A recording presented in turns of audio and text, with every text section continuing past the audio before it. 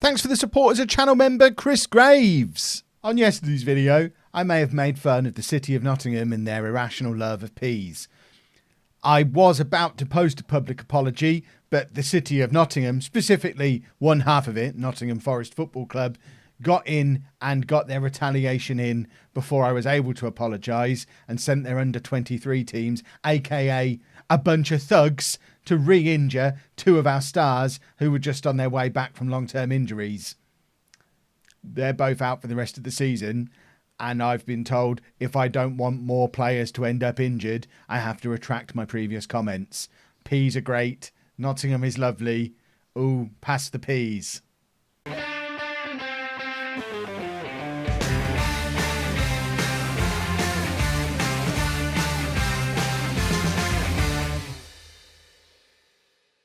Hello, welcome to part 124 of Bourne Again. I'm Kevin. Coming up on today's episode, we face Valencia in the Champions League knockout round, first knockout round, second leg. The Champions League needs catchier names for its knockout rounds. And we also face Villa in the FA Cup quarter-final, I think it is, because the FA Cup knows how to name rounds properly. None of this fancy nonsense. But as mentioned in the intro there, that's not even the news. This is what's been going on in the league. Not going very well. That's not even the news. The news is over on the medical centre page, and it is relating to both Mitar Cernajacki and Lee Cook, who both returned to light training and under-23 football in the same game against Nottingham Forest under-23s. Can I not show you the game?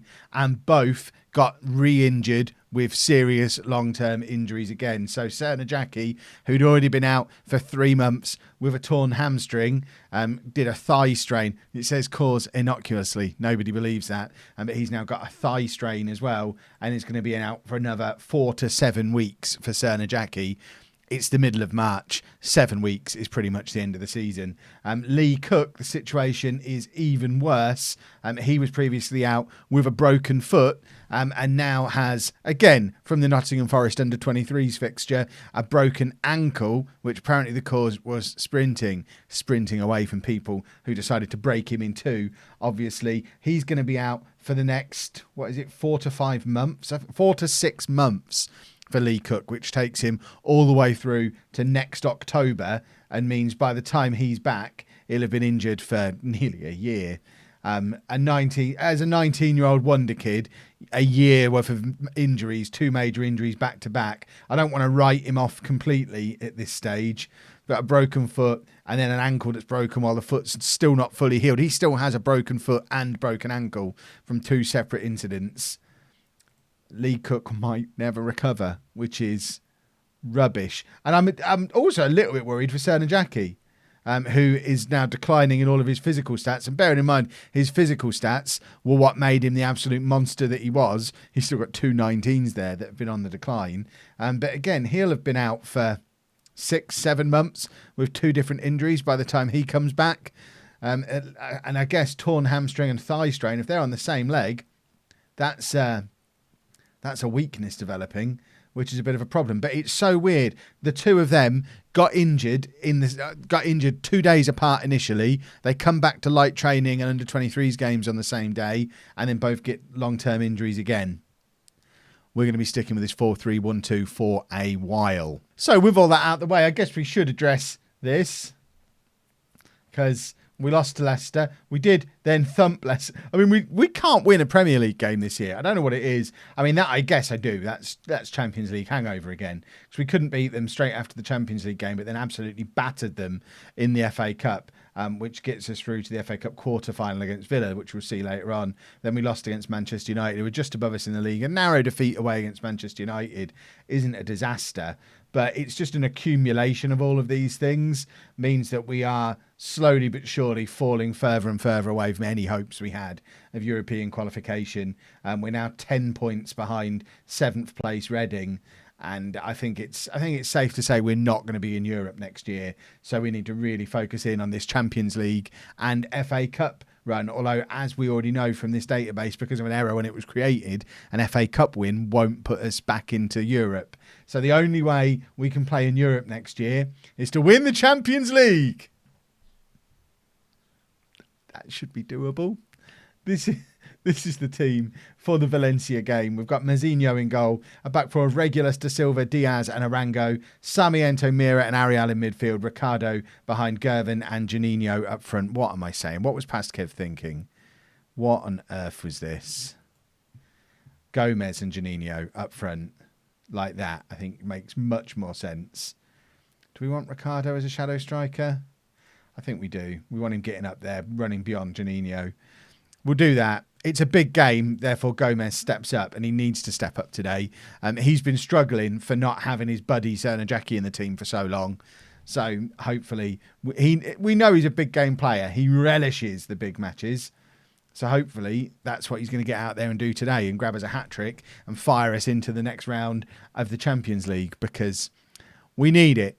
I'm worried that with no European football on the cards next year, the likes of Jackie and Da Silva and these players who are being linked, Sarmiento, the players who are being linked with big moves away from the club, with no European football here, I think it's going to be much harder to keep them than it would have been even with a Europa League to go and play in, because at least then it's some kind of European football. But we've had just a disastrous season in the league. And big ball forward over the top for Gomez. Gomez is in here and Gomez scores. We know he can do the big games. A 23rd goal of the season now for Christian Gomez. And he's going to do that in big games because that's what he does. The problem is he's not done it enough in the Premier League this year. And someone mentioned down in the comments that it might be a club reputation thing, because for our first couple of seasons in the Premier League, our reputation was so low that every game was a big game for Gomez. So it was kind of giving him an artificial boost because he's so good at big games. That's why he was consistently playing so well. And that might be why he's not playing so well this season, because our reputation has gradually crept up. We finished second. We're now a Champions League club. He no longer overperforms in the Premier League the way he used to. But stick him in a Champions League game and he's absolutely fantastic again. It's great for this Champions League run. It doesn't bode well for the future of Christian Gomez, though, who is still currently the Premier League's top scorer, but on far fewer goals than he has been in previous years.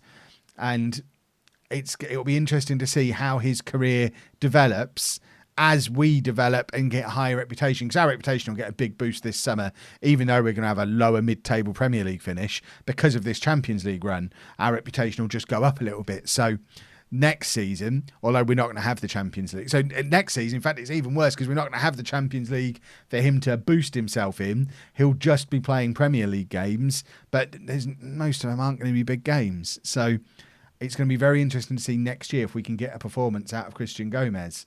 Right, guard against complacency. We are ahead in the tie as of right now. It's 3-2 from the first leg, so we've got those 2 away goals. If this ends 1-0 as it is now, it's 3-3 on aggregate and we go through on away goals, which would be absolutely fantastic. Both financially, we need that, and also the deeper we can go in this competition, I'd like to think the more likely we are to be able to keep some of our better players. Nobody said they want to leave if we're not in the Champions League, but you know full well someone like Da Silva who's being linked with... I guess Manchester United not in the Champions League either.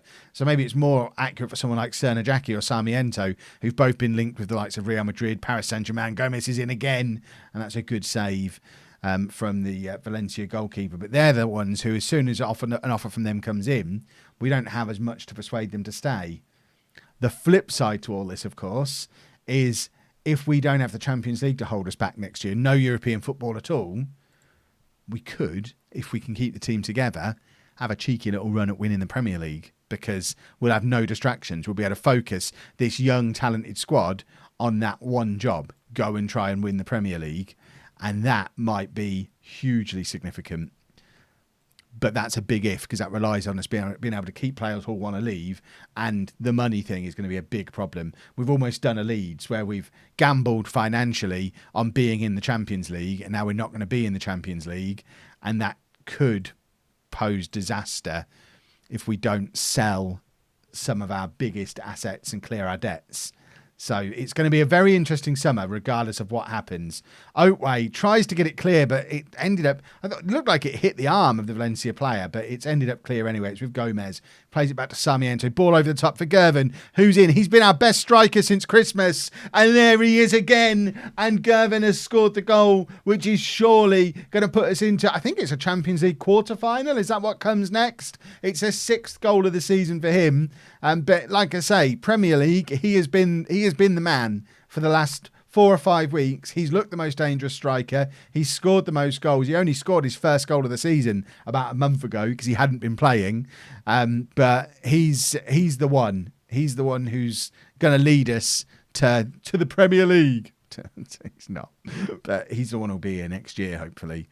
And he might be, after such a slow start to life at the club, he might be the man who ends up being our better goal scorer long term. Right, we are through in this Champions League thing. Does that mean, is it quarterfinals next? How does the Champions League work? So that's the first knockout round. Stop clicking other buttons, Kev. Oh my goodness. It's the quarterfinal next. The draw takes place in a couple of days. So we'll have the draw and then we should have the Aston Villa game. So we could potentially find ourselves FA Cup semi-final, Champions League quarter-final, and that's a good season then. Here we go then, the draw. There's some big teams left in this. Arsenal, Dortmund, Liverpool, Paris Saint-Germain, Barcelona, us, Lyon, Real Madrid.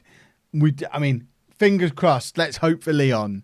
Lyon is the one that we might be able to get past. Everyone else, to be fair, Arsenal might be okay as well. Everyone else is going to thump us, though. There's some huge teams on there, but let's just hope for Lyon. Barcelona, first name out of the hat. No, thank you. That's Arsenal gone. Lyon, this is the one we want. We know the drill. We say the name of the team 3 times and cross everything and hope, and it sometimes works. So, Bourne.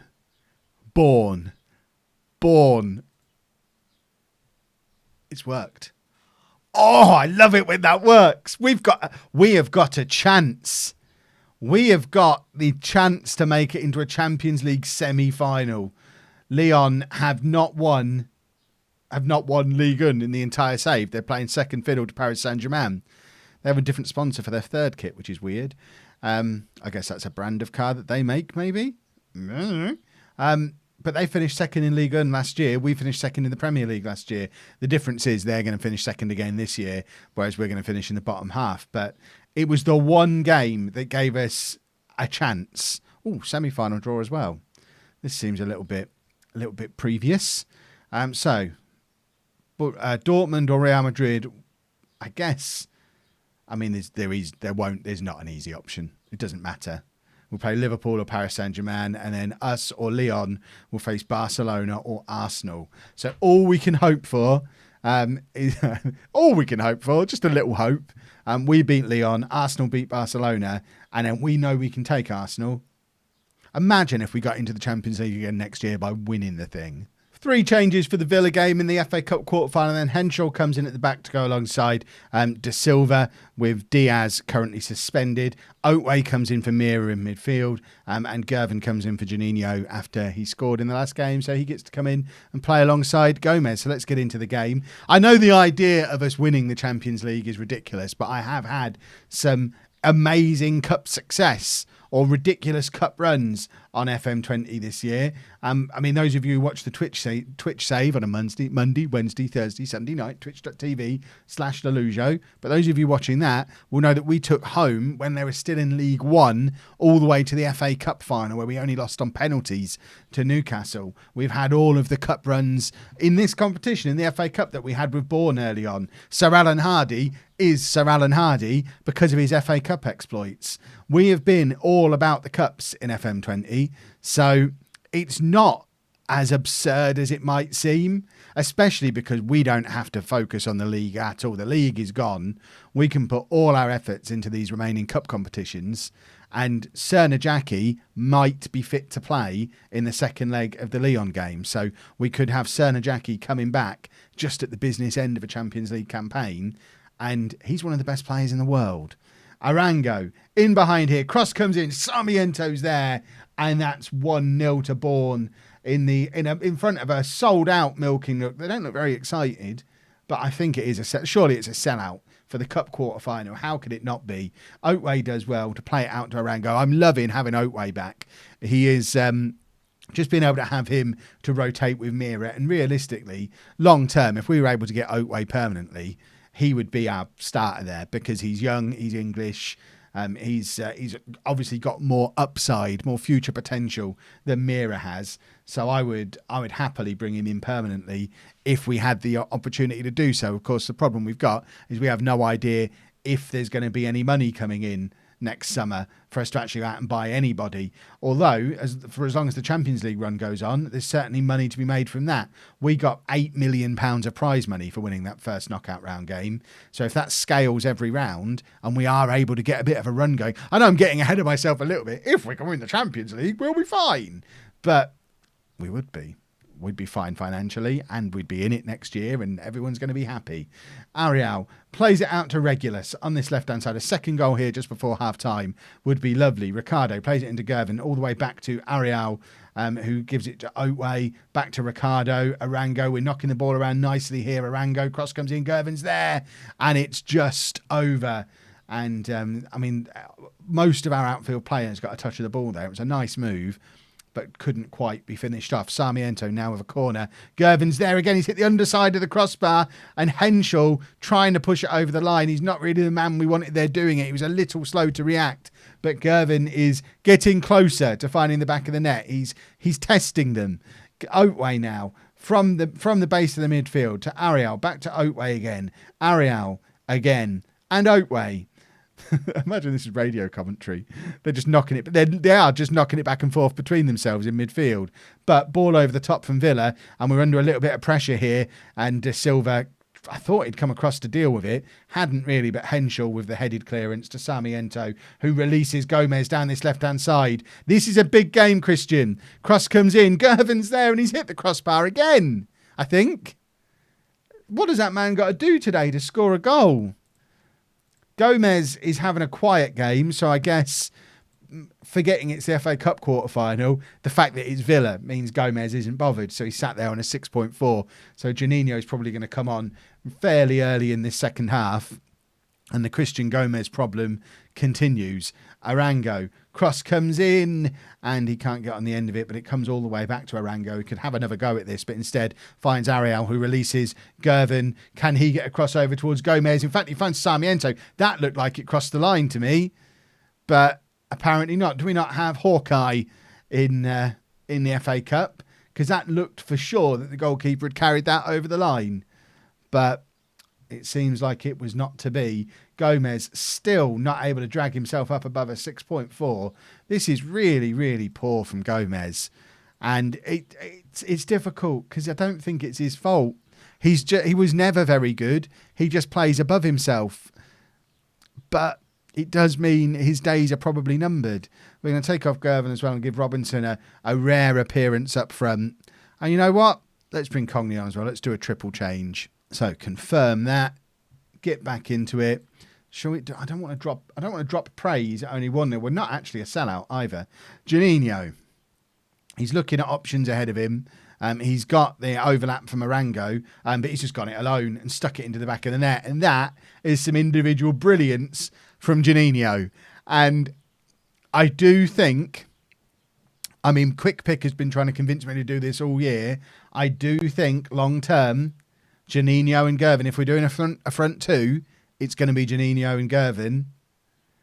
If it's back to the 4-2-3-1 when we get our wingers back, which, we have to play with at least one winger when Cernajacki's back, because Cernajacki obviously has to come straight back into the team. So the question is which one of those two drops back out to the left wing, I guess, to fill the gap left by Cook, unless Zimmerman comes back in the team. But I would imagine maybe Gervin up front, Juninho out on the left, might be what we end up doing once Cernajacki's back.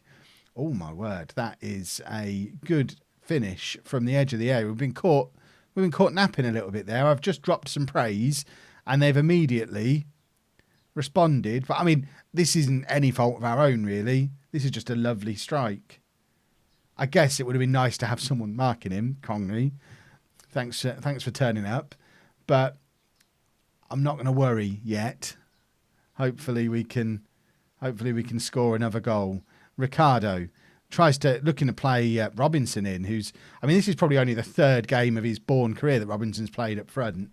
And now he's going to be dropping back into midfield because Sarmiento's got himself sent off. So Ricardo's going to come back and play there. Robinson's going in there. I'm going to stick him like there as a shadow striker, I think.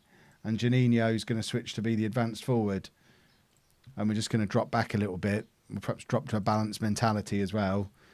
And just try and hold on at this point.